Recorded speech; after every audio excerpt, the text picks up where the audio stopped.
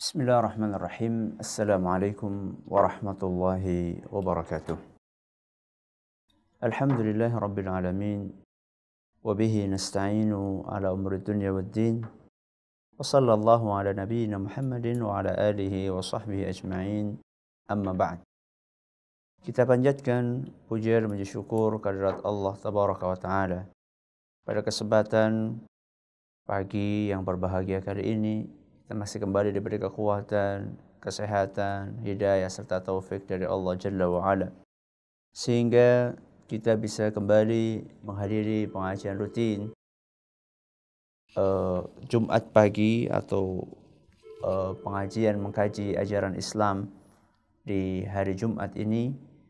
Kita berharap semoga Allah Tabaraka wa Ta'ala berkenan untuk melimpahkan kepada kita semuanya ilmu yang bermanfaat, sehingga bisa kita amalkan sebagai bekal untuk menghadap kepada Allah Jalla wa'ala. Amin ya rabbal alamin. Salam dan salam semoga senantiasa tercurahkan kepada junjungan kita Nabi besar Muhammad sallallahu alaihi wa ala alihi wa sahbihi wasallam, kepada para sahabatnya, keluarganya dan umatnya yang setia mengikuti tuntunannya hingga akhir nanti. Para pendengar Radio Insani 102.2 FM di Purbalingga, Purwokerto, Banjarnegara, Cilacap, Wonosobo dan sekitarnya. Dan juga para pemirsa Insan TV, juga Yufi TV yang semoga senantiasa dirahmati oleh Allah Subhanahu wa taala. Pembahasan kita terakhir adalah tentang duduk tasyahud akhir. Akan tetapi karena permintaan dari banyak jamaah, maka kita akan mengulang kembali pembahasan ini, yaitu duduk tasyahud akhir. Semoga pengulangan ini akan menambah pemahaman kita lebih dalam lagi terhadap masalah yang cukup penting ini, yaitu masalah duduk tasyahud akhir. Kita telah jelaskan bahwasannya duduk tasyahud akhir itu rukun atau bukan, terjadi perselisihan pendapat di antara para ulama. Ada sebagian ulama yang mengatakan bahwa duduk tasyahud akhir adalah merupakan rukun, ya, dari awal sampai akhir. Dan ada sebagian ulama mengatakan bukan. Ada sebagian ulama mengatakan bukan rukun. Jadi di sini ada duduk, ada bacaan. Ya, kalau duduknya yaitu teknis kita, maksudnya gerakannya itu kalau duduknya. Kalau bacaannya ya at-tahiyatul mubarakatus sholawat, itu adalah bacaannya. Jadi ada perbedaan pendapat di antara para ulama mengenai tasyahud akhir ini, apakah dia termasuk rukun atau tidak. Menurut sebagian ulama, yaitu imam atau ulama dari kalangan Syafi'iyah dan Hanabilah, ulama mazhab Syafi'i dan ulama mazhab Hambali, mereka mengatakan bahwasanya tasyahud akhir adalah merupakan rukun. Ya, tasyahud akhir adalah merupakan rukun. Sedangkan ulama yang lainnya, yaitu Al-Malikiyah dan Al-Hanafiyah, ulama dari kalangan mazhab Maliki dan mazhab Hanafi, mereka berpendapat bahwasanya itu dari awal sampai akhir bukanlah, duduk dari awal sampai akhir bukanlah rukun. Jadi cukup hanya sekedar duduk saja, al-julus bi qadri tasyahud, sekedar duduk yang cukup untuk membaca tasyahud saja, itulah yang diwajibkan, ya, bukan tasyahudnya. Akan tetapi kalau kita perhatikan dalil masing-masing pendapat, maka kita akan melihat nampaknya pendapat yang pertamalah, yaitu pendapatnya ulama Syafi'iyah dan ulama Hambaliyah, itulah yang kelihatannya lebih kuat. Ulama Malikiyah dan Hanafiyah atau pendapat yang kedua, mereka berdalilkan dengan hadis yang biasa dikenal dengan al-hadis atau hadis al-musi salatuhu, yang kira-kira terjemahannya adalah hadis yang membahas tentang orang yang keliru, ya, di dalam sholatnya. Orang yang keliru di dalam sholatnya. Hadis al-musi salatuhu. Ini hadis sering kita bahas atau sering kita bawakan, yaitu hadis yang menceritakan tentang orang yang masuk ke masjid, kemudian dia sholat, setelah sholat dia mengucapkan salam kepada Nabi SAW, lalu oleh Nabi SAW dikatakan kepada dia, irji' fasalli fa innaka lam tusalli, pulang lagi kamu sana, kamu ini belum sholat lagi kamu. Jadi ini orang udah sholat tapi dikatakan sama Nabi belum sholat. Kemudian maka dia sholat lagi, terus datang lagi kepada Nabi setelah sholat. Kemudian Nabi SAW mengatakan lagi sama dia, irji fasalli fa innaka lam tusalli. Balik kamu sana, kamu ini belum sholat, ayo sholat lagi. Sampai terulang 3 kali. Setelah terulang 3 kali, akhirnya orang-orang tersebut mengatakan, ya Rasulullah, ma uhsin ghaira dzalik. Wahai Rasul, saya nggak bisa kecuali sholat yang saya lakukan ini. Artinya dia memang sholatnya seperti itu caranya. Ya, kemudian Nabi SAW setelah itu ngajarin cara sholat kepada orang ini, ya, orang yang keliru sholatnya, al-musi sholatuhu, orang yang keliru sholatnya ini diajarin sama Nabi SAW caranya sholat. Nah, pengajaran Nabi SAW kepada orang ini mulai dari takbiratul ihram dan seterusnya, itu di dalam pengajaran Nabi SAW itu tidak disebutkan adanya tasyahud akhir. Ya, tidak disebutkan adanya tasyahud akhir. Dan kata ulama Malikiyah dan Hanafiyah ini menunjukkan bahwasanya tasyahud akhir itu bukan rukun. Makanya oleh Nabi SAW tidak disebutkan. Ya, tidak disebutkan mengenai tasyahud akhir ini dalam pengarahan beliau terhadap orang yang keliru sholatnya. Ini alasan mereka. Dan Nabi SAW di dalam hadis ini menyebutkan rukun-rukun sholat. Ya, menyebutkan rukun-rukun sholat dan tidak disebutkan di situ, ya, tidak disebutkan di situ mengenai tasyahud akhir. Nah, oleh karena itu mereka berpendapat bahwasanya tasyahud akhir bukan rukun. Ini dalil mereka. Akan tetapi, ya, pendapat atau cara mereka berdalil ya dengan hadis ini sudah dijawab oleh para ulama Syafi'iyah dan Hanabilah. Kata mereka betul itu tidak disebutkan, akan tetapi tidak disebutkannya oleh Nabi SAW karena ya orang tersebut sudah tahu, ya, orang tersebut sudah tahu bahwasanya ini adalah rukun. Ma'lumun ladaihi, dia sudah tahu bahwa itu rukun, makanya nggak disebutkan oleh Nabi SAW. Buktinya apa? Buktinya Nabi SAW juga nggak menyebutkan masalah niat. Ya, dalam hadis ini, dalam hadis al-musi sholatuhu, orang yang keliru sholatnya, Nabi nggak menyebutkan masalah niat. Padahal niat itu rukun. Tapi Nabi SAW tidak sebutkan di dalam pengarahannya itu. Jawabannya kenapa? Kenapa pertanyaannya? Jawabannya karena yang namanya niat itulah sudah ma'ruf, sudah maklum bahwa itulah rukun, makanya nggak disebut oleh Nabi SAW sama dengan tasyahud. Ini dalil dari pendapat yang kedua yang mengatakan tidak rukun, akan tetapi sudah dijawab oleh pendapat yang pertama. Nah, sekarang pendapat yang pertama, dalil mereka mengatakan itu rukun apa? Adalah sebuah hadis yang diriwayatkan oleh Imam Ad-Daraqutni dan isnadnya dinyatakan sahih oleh sebagian ulama, yaitu dari hadis Abdullah bin Mas'ud radhiyallahu anhu. Beliau mengatakan, kunna naqulu qabla an yufrada alaina at-tasyahhud. Sebelum ya diwajibkan, difardukan atas kami tasyahud, kami biasa mengucapkan sebelum, ini yang perlu kita garis bawahi adalah kata-kata sebelum difardukan atas kami tasyahud. Kami biasa mengucapkan assalamu ala Allah min ibadihi, assalamu ala Jibril wa Mikail, assalamu ala fulan wa fulan. Jadi dahulu sebelum difardukan tasyahud, yaitu at-tahiyatul mubarakatus shalawatut thayyibatu lillah, sebelum ini difardukan, para sahabat biasa ketika duduk akhir, tasyahud akhir, mereka membaca assalamu ala Allah min ibadihi, assalamu ala Jibril wa Mikail, assalamu ala fulan wa fulan. Ini yang biasa diucapkan oleh para sahabat. Nah, perhatikan baik-baik perkataan Ibnu Mas'ud ketika beliau mengatakan kunna naqulu qabla an yufrada alaina tasyahud. Sebelum difardukan kepada kami tasyahud, kami biasa ya untuk membaca assalamu ala Allah dan seterusnya. Berarti di sini apa yang bisa kita ambil? Bahwa di sini Ibnu Mas'ud mengatakan sebelum difardukan. Berarti setelah itu difardukan. Nah, kata fardu ini dipahami oleh para ulama sebagai dalil dari rukun. Bahwa tasyahud akhir adalah merupakan rukun, dan inilah pendapat yang cukup kuat, sehingga kesimpulannya apakah tasyahud akhir itu rukun atau bukan? Jawabannya tasyahud akhir adalah rukun. Tasyahud akhir adalah rukun.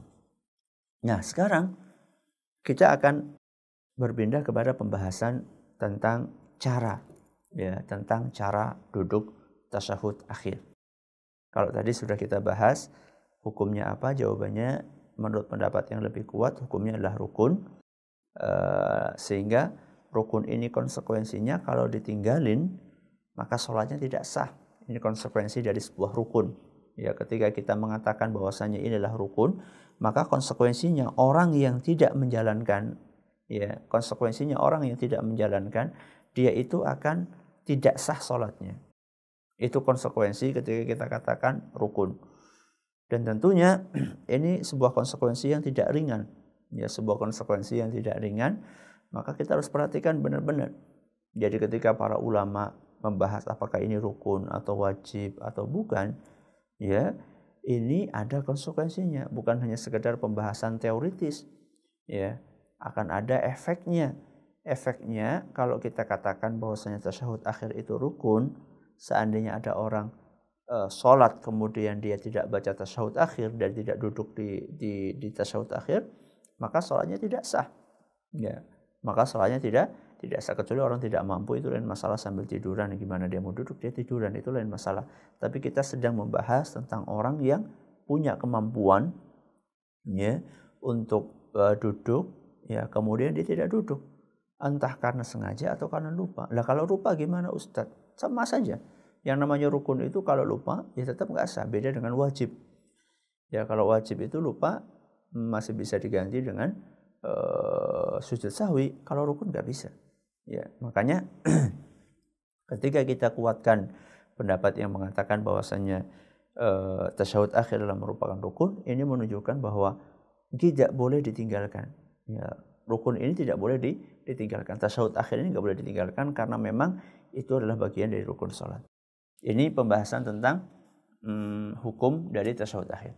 Selanjutnya kita akan memasuki pembahasan yang kedua, dan ini pembahasan yang terakhir dalam tema duduk tasyahud akhir, yaitu cara duduk. Ya, cara duduk tasyahud akhir seperti apa? Sebagaimana telah maklum bahwa dalam sholat itu ketika seorang yang sholat sedang duduk, sebagaimana telah maklum ada dua cara. Ada dua cara. Yang pertama adalah duduk iftirash, yang kedua adalah duduk tawarruk. Ini sudah maklum bahwa duduk tasyahud atau duduk di dalam sholat, entah itu duduk di antara dua sujud, atau duduk tasyahud awal, atau duduk tasyahud akhir, itu yang namanya duduk di dalam sholat itu ada dua jenis. Yang pertama duduk iftirash, yang kedua duduk tawarruk. Duduk iftirash itu kayak apa? Duduk iftirash itu gampangannya adalah duduk yang sering kita kerjakan saat kita duduk di antara dua sujud. Teknis duduk, ya, cara duduk yang biasa kita lakukan ketika kita sedang duduk di antara dua sujud. Ya, Anda sujud pertama, kemudian duduk, kemudian sujud yang kedua. Nah, ketika Anda sedang duduk antara dua tasyahud ini, biasanya yang kita lakukan adalah duduk iftirash.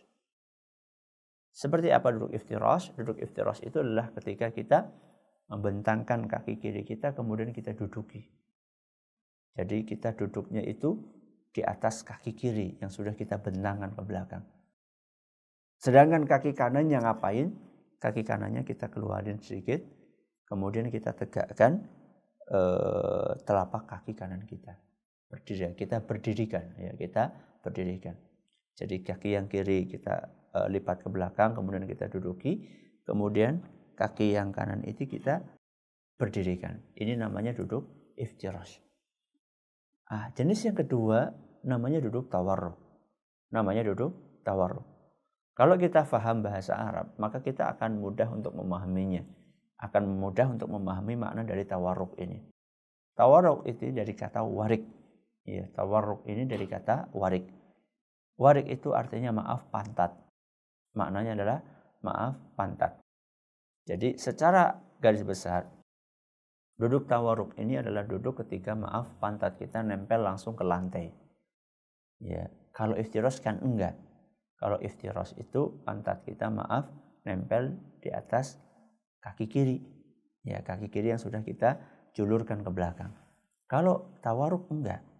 Coba Anda lihat ketika kita duduk tasyahud akhir, umumnya kita duduk tasyahud akhir, itu kalau kita lagi duduk kan, maaf, pantat kita kan langsung nempel ke lantai. Ya. Nah terus kaki kiri kita kemana? Kaki kiri kita belokin. Ya, kaki kiri kita belokin. Ya, kemudian kita taruh di bawah kaki kanan kita. Ya, kita taruh di bawah kaki kanan kita, dan kaki kanan kita sudah kita tegakkan seperti tadi yang kita bahas ketika duduk tasyahud atau duduk tasyahud awal, atau duduk di antara dua sujud, atau duduk iftirash. Ya. Itu namanya duduk tawarruk. Saya ulangi, duduk tawarruk itu adalah duduk di mana maaf pantat kita langsung nempel ke lantai, ya, langsung nempel ke lantai, sedangkan kaki kiri kita bengkokkan, ya, kita bengkokkan ke arah kanan, kemudian kita taruh di bawah kaki kanan kita. Sedangkan kaki kanan posisinya telapak kakinya berdiri tegak, ya, telapak kakinya berdiri tegak, sedangkan jari jemarinya ini menghadap ke arah kiblat. Ini dua jenis duduk, ada duduk tawarruk, ada duduk apa? Iftirash. Nah sekarang dalam tasyahud akhir, ini cara duduknya tawarruk apa iftirash? Tawarruk apa? Iftirash. Terjadi perbedaan pendapat di antara para ulama di dalam masalah ini. Ya, sengaja saya bawakan perbedaan ini supaya orang tahu bahwa dalam masalah ini itu ada beberapa pendapat. Sehingga ketika saya bawakan ini nanti para pendengar, para pemirsa itu bisa memahami, oh kenapa si fulan kayak gini, kenapa si fulan kayak gini, ya. Dan ini masalah-masalah yang masalah-masalah fiqhiyah seperti ini, masalah khilafiyah seperti ini, perlu adanya kelapangan dada, ya, di dalam menyikapinya, ya. Ya, Anda mengambil satu pendapat, it's okay, tidak ada masalah. Akan tetapi ketika melihat saudara Anda tidak satu cara dengan Anda dalam masalah yang seperti ini, maka dalam kondisi itu kita harus saling berlapang dada, saling menghormati, dan tidak saling menyudutkan, ya, tidak saling menyudutkan. Nah sekarang ada kira-kira ada ya 2 atau 3 pendapat di antara para ulama mengenai duduk tasyahud akhir ini. Pendapatnya yang pertama adalah pendapatnya Imam Malik. Yang pertama adalah pendapatnya Imam Malik. Imam Malik beliau berpendapat bahwa yang namanya tasyahud akhir itu tawarruk terus. Ya, tasyahud akhir itu tawarruk terus, ya. Dan ini mirip-mirip dengan pendapatnya Imam Asy-Syafi'i. Mirip-mirip dengan pendapatnya Imam Asy-Syafi'i rahimahullahu taala. Jadi Imam Malik sama Imam Syafi'i pendapatnya mirip, kalau tasyahud akhir tawarruk. Ya, tasyahud akhir adalah tawarruk. Cuman nanti perbedaannya antara Imam Syafi'i sama Imam Malik itu adalah ketika duduk tasyahud awal.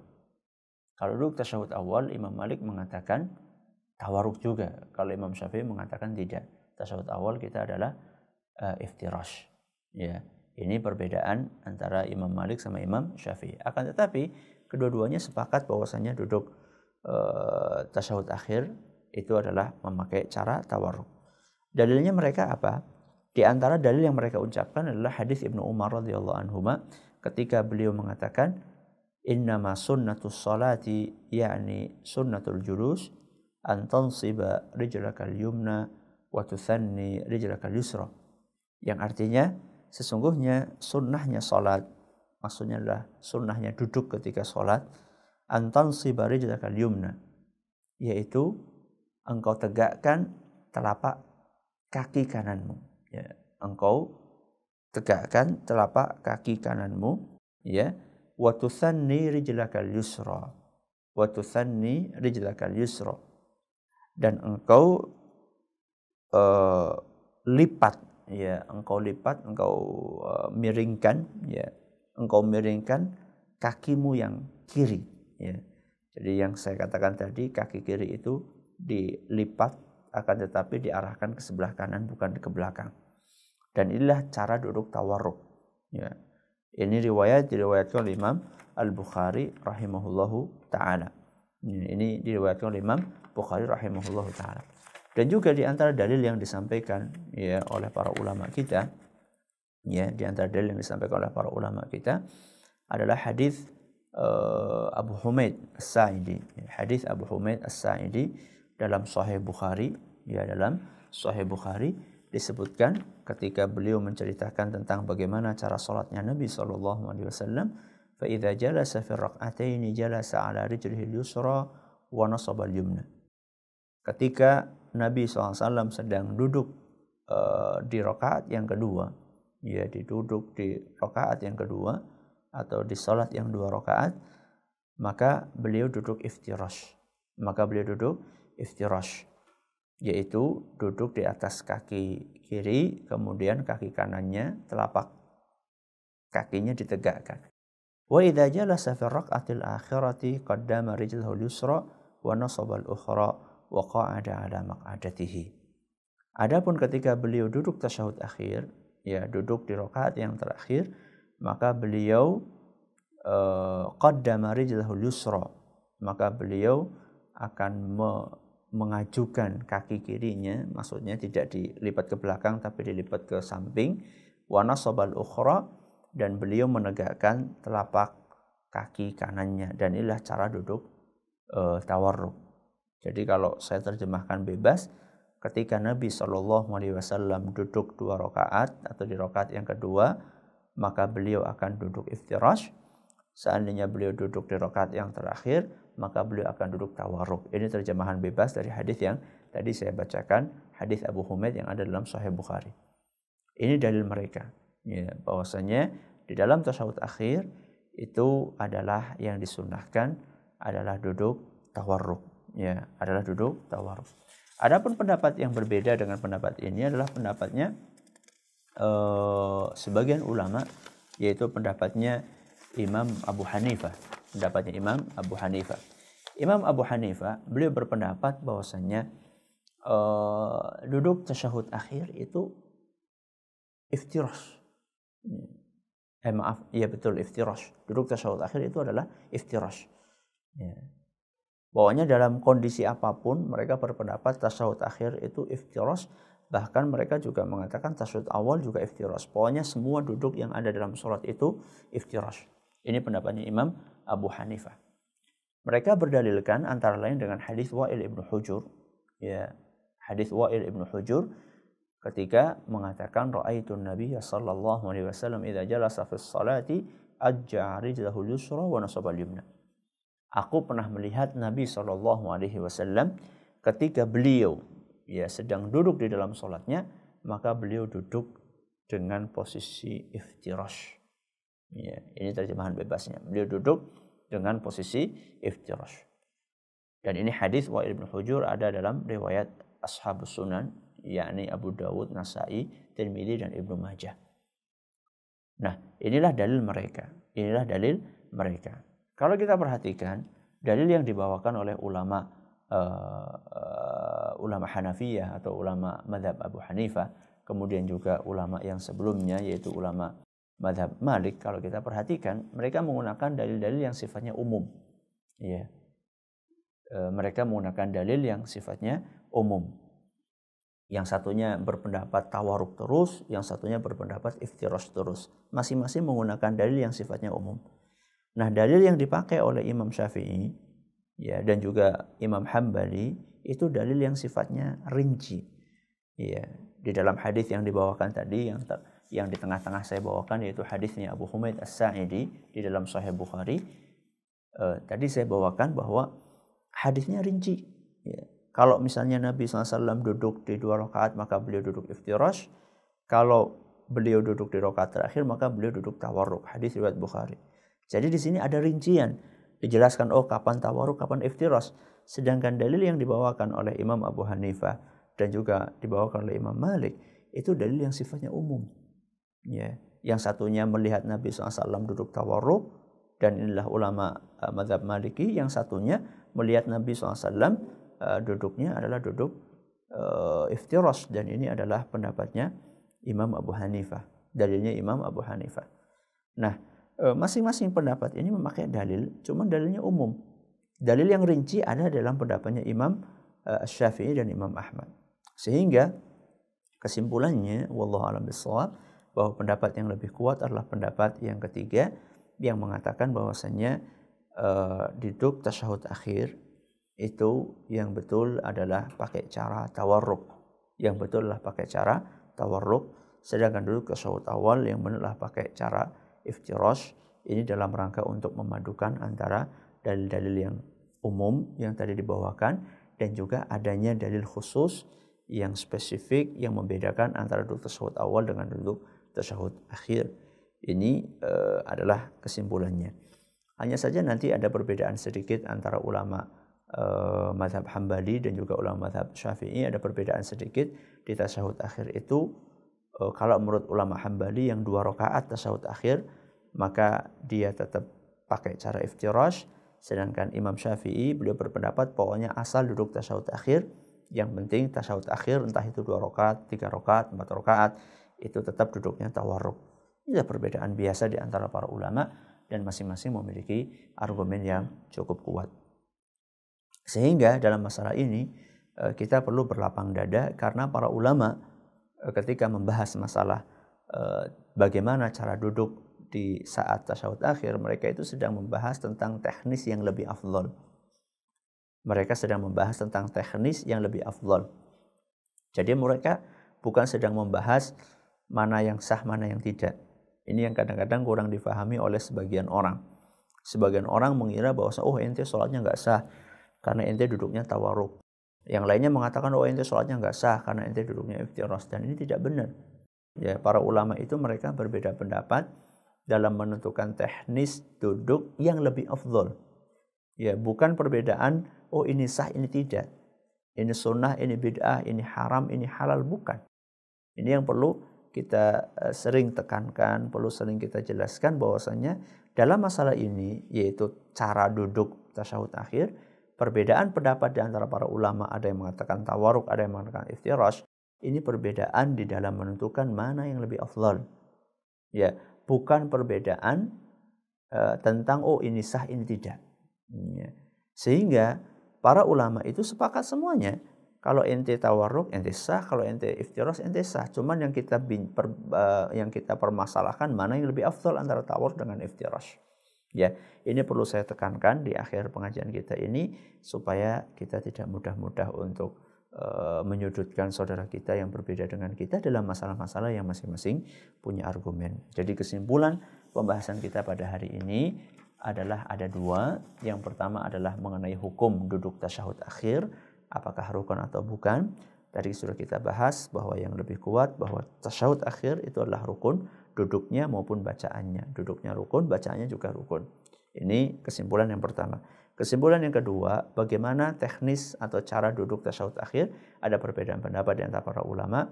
Wallahu a'lam bishawab, yang lebih kuat tasyahud akhir adalah duduk tawarruk. Tasyahud akhir adalah duduk tawarruk. Walaupun nanti kemudian ada perbedaan dalam sholat yang 2 rakaat.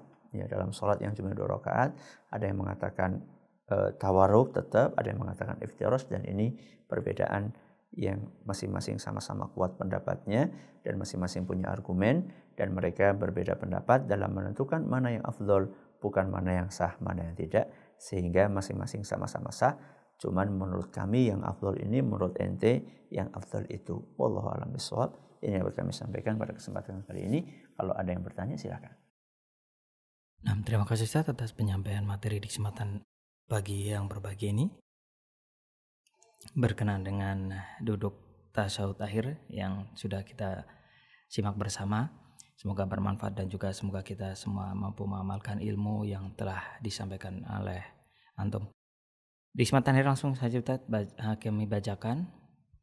Yang pertama Ustaz dari keluarga Insani yang bertanya, dari hamba Allah yang bertanya. Assalamualaikum Ustaz. Waalaikumsalam warahmatullahi wabarakatuh. Mungkin di luar dari pembahasan kita berkenaan dengan Afan Ustaz, anak punya anak usianya 8 bulan. Otomatis sebentar-bentar pipis Ustaz. Apakah ketika saya sholat saya harus mandi Ustaz? Berkenaan dengan air kencingnya ini, mohon nasihatnya Ustaz. Harus mandi? Iya, harus mandi atau mungkin berganti pakaian Ustaz. Anak usia 8 bulan ya, nggak sebutkan tadi laki-laki apa perempuan, ya biasanya anak itu sudah makan makanan lain ya, selain ASI ya. Biasanya sudah makan makanan lain selain ASI. Maka dalam kondisi seperti ini, maka kalau memang baju Anda terkena air kencingnya, ya, terkena air seninya, maka harus ganti, ya, atau baju itu harus dicuci. Ya, baju itu harus dicuci sampai bersih, ya. Nggak harus mandi, nggak harus mandi. Yang penting baju atau tubuh Anda ini tidak terkena air seninya, ya, air urinnya si anak tersebut. Jadi Anda perlu membersihkan tubuh Anda, nggak harus mandi. Misalnya kenanya cuma di tangan, ya karena tangannya aja yang dibasuh kemudian wudhu. Kalau memang batal wudhu Anda, kalau nggak batal ya sekedar dibasuh saja yang kena air seni tersebut. Jadi intinya tidak harus mandi, yang penting tubuh Anda dan baju Anda itu suci. Ya, yang penting tubuh Anda dan baju Anda itu suci. Makanya dari sini sebenarnya perlu kehati-hatian betul. Ya, memang capek, ya memang capek, akan tetapi subhanallah di balik itu banyak sekali kemudahan-kemudahan dan kita akan dihindarkan dari siksaan yang ada di alam kubur dan juga di dalam neraka. Nabi kita SAW pernah menjelaskan tentang orang yang disiksa di kuburan. Orang yang disiksa di alam kubur, ketika Nabi SAW mendengar siksaan mereka, kemudian Nabi SAW menjelaskan kepada para sahabatnya kenapa mereka disiksa di alam kubur.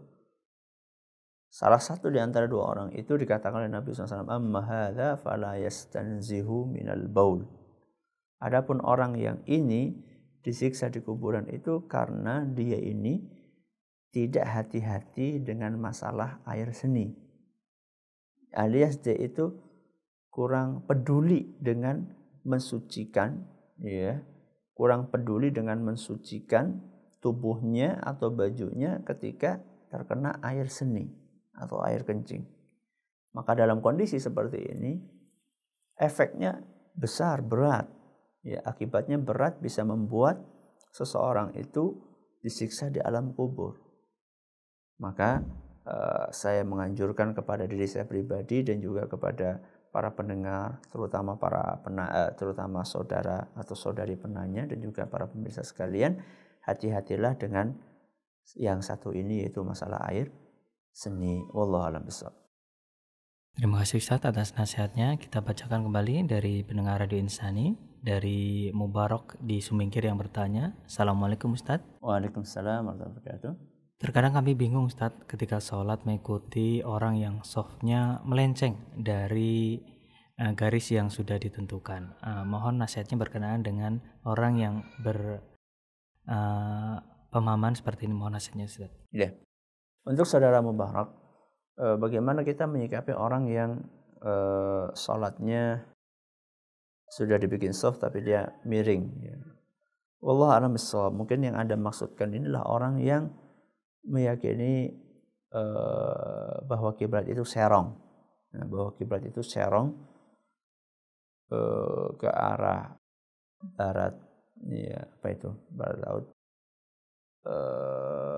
laut ya, barat laut, ya, ke arah sana. Bagaimana kita menyikapi orang seperti itu padahal soft yang ada di masjid itu menghadap ke arah barat? Yang sikap kita, pertama kita perlu memahami bahwa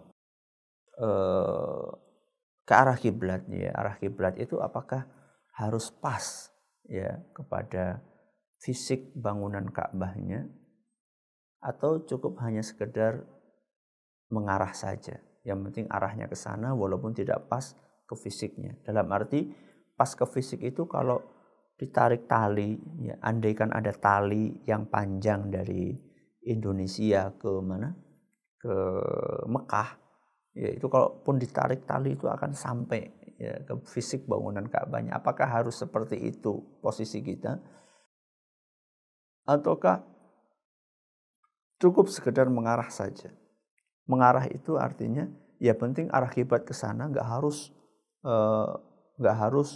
pas banget di fisik. Nah, kalau ditarik nggak harus pas banget di fisik Ka'bahnya. Nah, ini perbedaan pendapat biasa di antara para ulama, masing-masing punya argumen, ya masing-masing punya argumen, dan sebenarnya argumen yang mengatakan mengarah ke arah Ka'bah saja itu cukup kuat ya. Makanya saya pernah membuat sebuah artikel atau menulis sebuah artikel, kayaknya di website kami di tunasilmu.com itu ada, judulnya haruskah kita berpolemik mengenai arah kiblat? Ya, haruskah kita berpolemik mengenai arah kiblat? Intinya tidak harus. Bahkan gak usah kita itu menghabiskan energi kita untuk berpolemik. Kalau membahas secara ilmiah, ya mendudukkan dalil-dalilnya, it's okay, tidak ada masalah. Ya dibaca, kemudian dipelajari, diskusi dengan kepala dingin, itu tidak apa-apa. Ya itu tidak ada masalah. Akan tapi yang jadi masalah itu ketika gara-gara arah ini kemudian terjadi perpecahan di jamaah masjid. Ada golongan lurus, ada golongan miring. Yang satunya pengennya lurus ke arah barat, yang satunya miring. Akhirnya terjadi dua golongan di masjid, golongan miring dan golongan. Ini nggak boleh yang seperti ini. Atau juga termasuk yang tidak benar juga adalah ketika masing-masing bersikukuh dengan pendapatnya dan dia tidak mengikuti garis yang ada di masjid. Ya misalnya dia meyakininya miring, ternyata garis di masjid lurus, maka dia nggak peduli, dia tetap miring saja. Ini nggak bagus, nggak benar. Ya. Atau sebaliknya, ya, dia meyakininya lurus, di masjidnya miring, maka dia tetap lurus, nggak mau miring. Ini nggak benar. Yang seperti ini nanti akan merusak shaf, salat. Ya, dan Nabi SAW telah memerintahkan dalam banyak hadis, sawwu sufufakum. Ya, luruskanlah shafnya kalian. Ya, rapatkanlah. Nah, kalau misalnya satunya lurus, satunya miring, satunya lurus, zigzag nanti. Ya, nanti akan jadi zigzag, tidak akan lurus lagi. Ya, maka disampaikan kepada orang tersebut dengan cara yang baik, dengan cara yang santun, sambil didoakan mudah-mudahan hatinya terbuka. Ya. Ya, terima kasih Ustaz atas nasihatnya. Kita bacakan pertanyaan dari pemirsa Insan TV.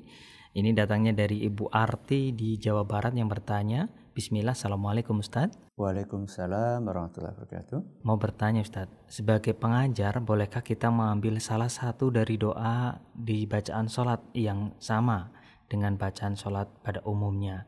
Yang dikhawatirkan ini akan menimbulkan kebingungan ketika semua materi yang diajarkan itu dikasih tahu, karena terkadang anak ini menjadi bingung yang seharusnya apa yang harus dibaca ketika sholat. Ya. Untuk Ibu Arti yang ada di Jawa Barat, pertanyaan yang bagus. Boleh enggak? Ya, boleh apa enggak? Kita ini mengajarkan salah satu jenis doa di dalam bacaan kita saat sholat, ya. Dan kita baca, kita ajarkan kepada anak kita atau kepada murid kita dengan bacaan khusus anu saja, untuk menghindari kebingungan. Ya, jawabannya insya Allah boleh, apalagi anak itu masih kecil. Ya, insya Allah boleh. Karena apa? Karena Anda pakai bacaan A, B, C, D, kalau semuanya itu ada dalilnya, ya kalau semuanya itu ada dalilnya, maka semuanya boleh untuk dibaca. Ya, selama itu ada dalilnya. Selama itu ada dalilnya. Jadi para ulama ketika mengatakan, misalnya ada bacaan tasyahud misalnya, atau bukan tasyahud lah, iftitah misalnya. Iftitah misalnya ada Allahumma ba'id, ya, kemudian ada subhanakallahumma, kemudian ada wajjahtu wajhiya. Misalnya ini, masih ada yang lain sebenarnya. Cuman saya bawakan 3 misalnya. Nah, dari 3 bacaan ini, ya ini kan semuanya sama-sama ada dalilnya. Dan dalilnya sama-sama sahih. Ya. Para ulama mengatakan afdolnya kita ini menghafal semuanya. Kadang pakai ini, kadang pakai ini, kadang pakai ini. Ini para ulama mengatakan afdolnya. Jadi toh kalaupun seandainya kita memakai salah satunya, maka tetap tidak apa-apa, sah-sah saja. Dan tidak ada larangan. Cuman afdolnya kita pakai kadang ini, kadang ini, kadang ini. Nah sekarang masalahnya anak-anak kecil, itu kadang-kadang ketika disuruh membaca semuanya, ngapain semua, bingung. Ya, ini yang dipakai yang mana? Padahal sebenarnya kalau dia sudah tambah dewasa, dia akan paham, oh ini benar, ini benar, ini cuman kita pengen cari afdolnya, kadang pakai ini karena semuanya, kadang pakai ini karena semuanya sudah dicontohkan oleh Nabi SAW. Maka dalam kasus yang Anda alami, siswa mereka itu berusaha untuk siswa itu berusaha untuk menghafalkan sebagian dari doa itu, maka tidak ada masalah. Ya, cuman nanti suatu saat ketika anak itu sudah mulai tambah dewasa, Anda perlu jelaskan, nak, itu adalah salah satu doa, masih ada doa yang lainnya. Ya, sehingga nanti anak juga tidak mudah-mudah menyalahkan temannya yang mungkin berbeda dengan bacaan dia, dan temannya itu juga punya dalil yang kuat. Wallahu a'lam bishawab. Intinya boleh saja untuk mengajarkan salah satu jenis doa. Nanti kalau anak itu sudah lebih dewasa lagi, bisa ditambahkan doa yang lainnya. Wallahu a'lam bishawab. Nah, terima kasih Ustaz atas nasihatnya. Kita bacakan kembali Ustaz pertanyaan dari pemirsa Ancian TV dari Ibu Arni di Jambi yang bertanya. Assalamualaikum Ustaz. Waalaikumsalam. Saya mau tanya Ustaz, masalah sholat Jumat untuk wanita, apakah sholat dilakukan itu dengan sholat Jumat 2 rakaat atau kita tetap melakukan sholat duhur Ustaz? Mohon nasihatnya. Untuk Ibu Arni yang ada di Jambi, bagaimana dengan sholat Jumat untuk wanita? Apakah kita sholatnya 2 atau zuhur atau 4? Tergantung ibu sholatnya di mana. Ya, kalau ibu sholatnya saat itu di masjid, maka ibu ikut imamnya yang melakukan sholat Jumat 2 rakaat.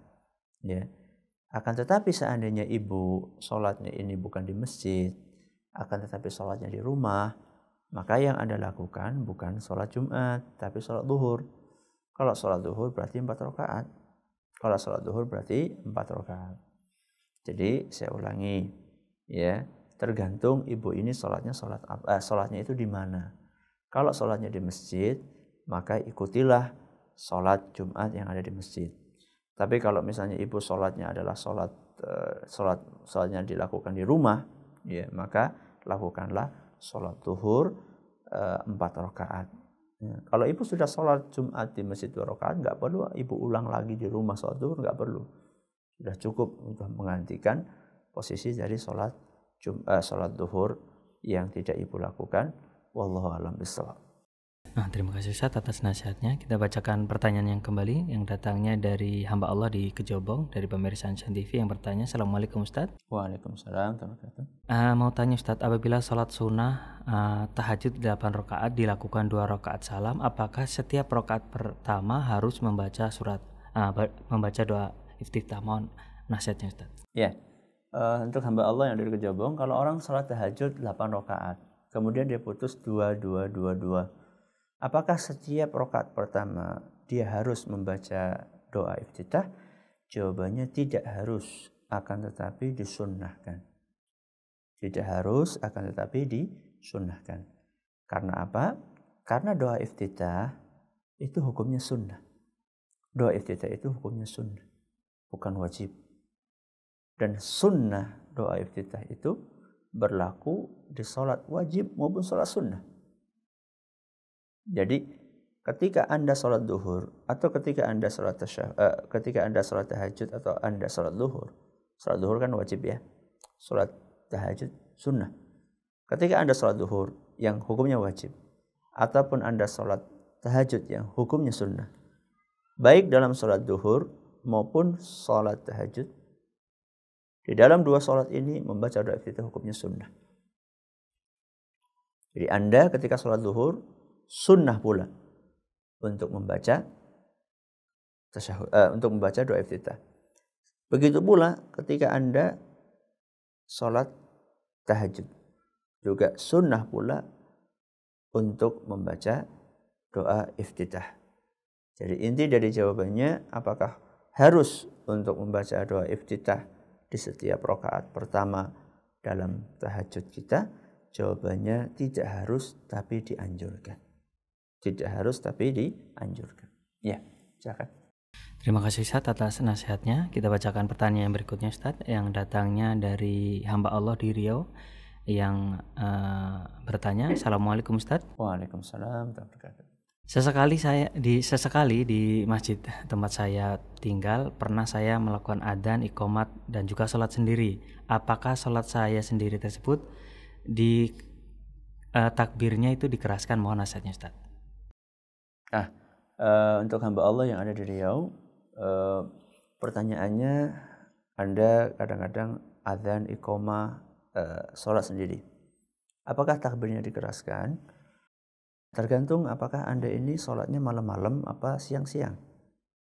Ya, apakah Anda sholatnya malam-malam atau siang-siang. Seandainya Anda itu sholatnya malam-malam, yaitu maksudnya adalah sholat duhur, malam itu sholat isya, sholat maghrib, sholat subuh, maka disunahkan dari dalam sholat yang dilakukan di malam hari, entah itu maghrib, isya, subuh, disunahkan untuk mengeraskan bacaan. Tapi kalau sholatnya di siang hari yaitu zuhur dan asar, maka dianjurkan untuk tidak keras membaca bacaannya kecuali ketika menjadi imam. Kalau sholat sendiri ya bacaannya tidak dikeraskan. Wallahu a'lam bishawab. Terima kasih Ustaz atas nasihatnya. Pertanyaan terakhir Ustaz dari hamba Allah di pemirsa Insan TV yang bertanya. Bismillah, assalamualaikum Ustaz. Waalaikumsalam warahmatullahi wabarakatuh. Terkadang kita tertinggal sholat, ketika sholat duhur kita tertinggal, dan juga kita dapati imam sudah membaca Al-Fatihah dalam benak saya. Apakah yang harus saya baca ketika terlewatkan, apa langsung membaca iftitah atau membaca Al-Fatihah? Mohon nasihatnya Ustaz. Iya. Ketika Anda masuk sholat zuhur, Anda prediksi imamnya ini sudah baca Al-Fatihah. Apa yang perlu Anda lakukan? Apakah Anda doa iftitah atau Fatihah langsung? Seperti yang saya katakan tadi, iftitah kan hukumnya sunnah, sedangkan baca Fatihah hukumnya adalah rukun. Maka Anda perkirakan imam ini tinggal dikit lagi waktunya enggak untuk ruku. Kalau dia sudah hampir ruku, ya, maka saat itu lebih baik Anda prioritaskan membaca Al-Fatihah yang merupakan rukun. Tapi kalau misalnya Anda tahu ini imamnya biasanya sholatnya lama, suratannya panjang, ya, sehingga kalaupun Anda membaca iftitah dulu baru baca Fatihah, Anda masih bisa ngejar, tidak kepotong Fatihah Anda dengan rukuknya imam. Nah, kalau misalnya seperti itu, maka sebaiknya Anda baca iftitah kemudian baca Fatihah. Itu kalau misalnya Anda prediksikan imamnya bacaannya panjang. Tapi kalau Anda prediksikan, ini imamnya biasanya bacaannya inna atau ina, pendek, ya, maka dalam kondisi seperti itu, maka sebaiknya Anda tidak perlu membaca doa iftitah, tapi langsung membaca Al-Fatihah saja, karena khawatirnya nanti Al-Fatihah itu terputus dengan rukuknya imam, alias Anda belum selesai Al-Fatihah, imamnya sudah ruku. Mungkin ini dapat kami sampaikan. Terima kasih atas perhatiannya. Menurut atas segala kurangnya, kita tutup dengan baca subhanakallahumma bihamdika asyhadu an la ilaha illa anta astaghfiruka wa atubu ilaik. Assalamualaikum warahmatullahi wabarakatuh.